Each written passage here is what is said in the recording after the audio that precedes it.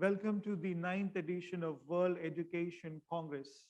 And the theme for the Congress this year is Sustainable Education, Reliability, Validity, and Innovation. So without wasting any more time, we have Dr. NEELAM, who is the Director of Digital Learning and Education from Asia International School Limited. And her topic for today is Innovation in Pedagogy, Effective Principles in Online Learning. So over to you, Dr. Parmar. Thank you very much. I'm just going to bring my PowerPoint slides into the call and you should be able to see it. Please let me know if you can. Yes. Okay, so today, really quickly, we're going to look at innovation in pedagogy, looking at the new models of learning. Quite rightly, yes, my name is Dr. NEELAM PARMAR. I am from the UK and I recently joined Harrow International Schools in Hong Kong. Today, I really want to talk about the new models. It's no surprise that we have been hit by COVID and our education landscape has changed dramatically. We often thought that we don't have to worry about it. Education technology is nice to have, but and so we don't have to worry about a change. But guess what? We all got hit by it and we've had to make changes along the way. So what does this mean now for our schools? We've seen that not just one country, but all around the world, we have had to adapt and coexist.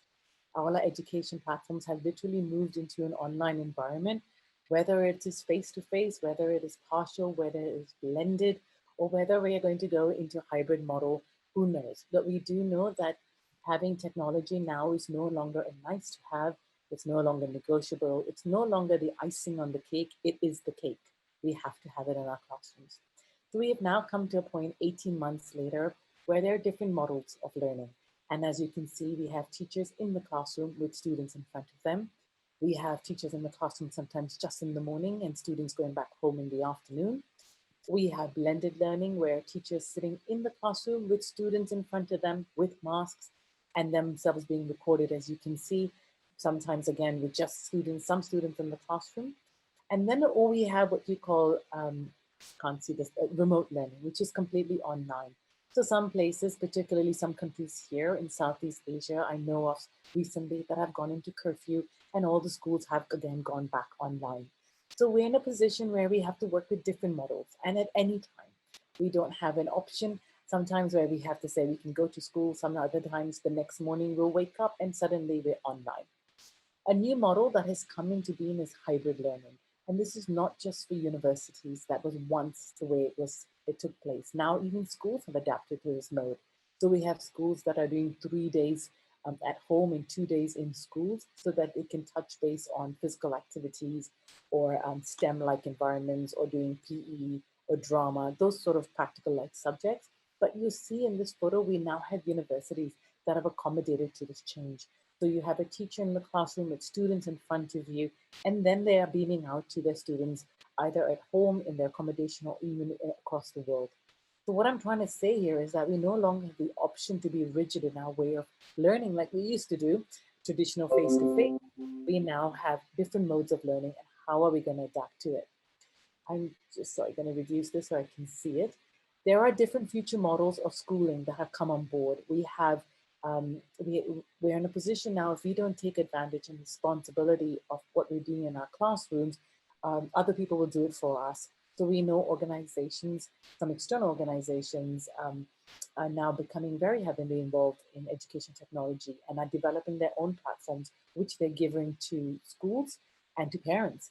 So we have options where you have partial face-to-face or online schooling, one being the hybrid school that I mentioned, or we have schoolings that are being outsourced. So don't be surprised if big organizations will come on board and say, we've built a school for you. You no longer have to send your children to a type of school. Why don't they come and join us and get educated and get the kind of 21st century skills you want them to have? We have new types of learning hubs where external organizations and government-funded institutions are building online schooling for our children. So in the UK, we have an organization called the Oak Academy. If you haven't seen that or heard about it yet, then Google National Oak Academy, and you'll find out that the entire curriculum is online, with teachers actually being video recorded, and there's assessments, and there's PowerPoint presentations that teachers and parents can tap into. So there are now new future models of learning, and we need to be very adaptable and open-minded to it so that we're not stuck and fixed in the past, but actually moving along in the present and ready for the future. There's also an we know now online learning is no longer second choice, where many of us have adopted to this new way of online learning. In fact, if you ask many students, some of them have preferred to go down this route because they think they can move faster, or they think they can move at their own pace, or they find that it's just sometimes a better way of learning than going to school. And they've also adapted to it because our online learning platforms are now working with our learning styles. So no longer students need to sit in a classroom and listen to a teacher teach, because they're able to do it through video or hands-on or through collaboration with other students.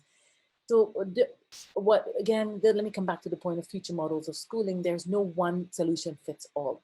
We are in a position in our lives now and across the world where people are constantly innovating. We're thinking of new solutions coming out of the box, and we're adapting to it.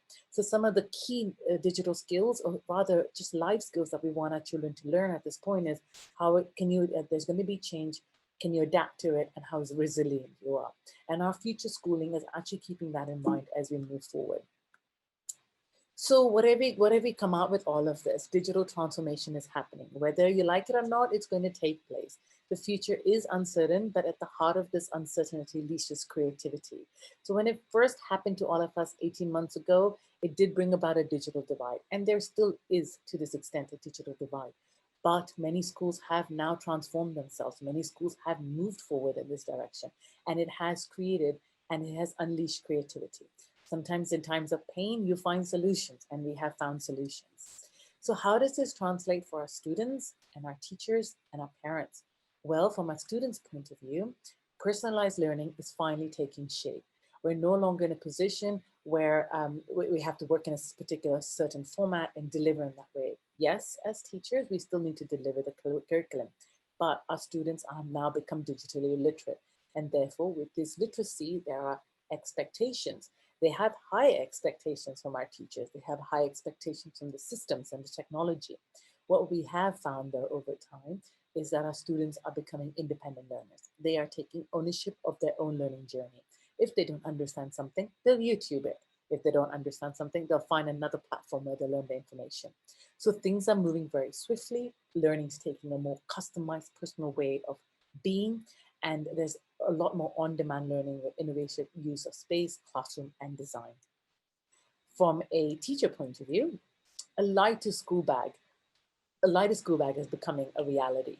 So often we'd give them books and textbooks and say, go home and prepare for this, and don't forget about this test. Now everything's just done on a piece of device, whatever device you have. So online teachers have taken the role as facilitators. And if they're not confident about the way they teach, then they pick it up from somewhere else. They know that the curriculum is becoming very relevant. So during this period of time, what we have learned as schools is that if it's not important to teach, you don't teach it.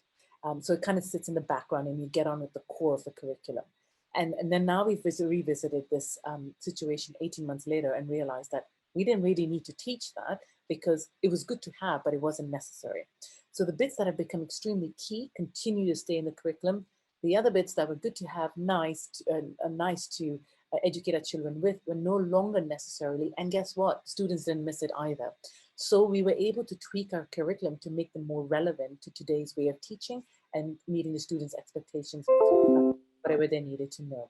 So our teaching became more innovative. Our role as teachers become facilitators. And overall, we've just taken on a new way of teaching and learning. But most importantly, we've continued to build relationships and care for their students. So a quote, if I can remember offhand, by Jack Ma was, computers have, what was it exactly? Computers have a database where you can store information, but humans have hearts. And that's the area that we now need to work on. We've always known it. It was almost common sense to us. But going online has made this become more prominent. And therefore, as teachers, we've taken on a stronger and more prominent role to build relationships and care for their students. And from a parent point of view, distance learning is no longer considered inferior. Always we thought traditional face-to-face teaching was the way forward, but now we found that there are new models coming online, some hybrids, some online, some remote. And This is build smart schools, smart classrooms, and smart learning. And therefore, as parents, we have breadth of choice. We can choose which school we want to go to. We can choose which school is best for a child. And we now have choice.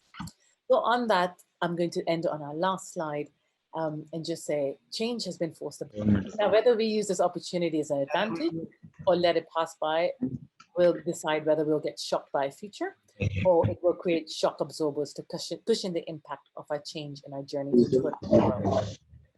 I suggest we do the latter and start moving with change. Either way, it is inevitable. Thank you very much.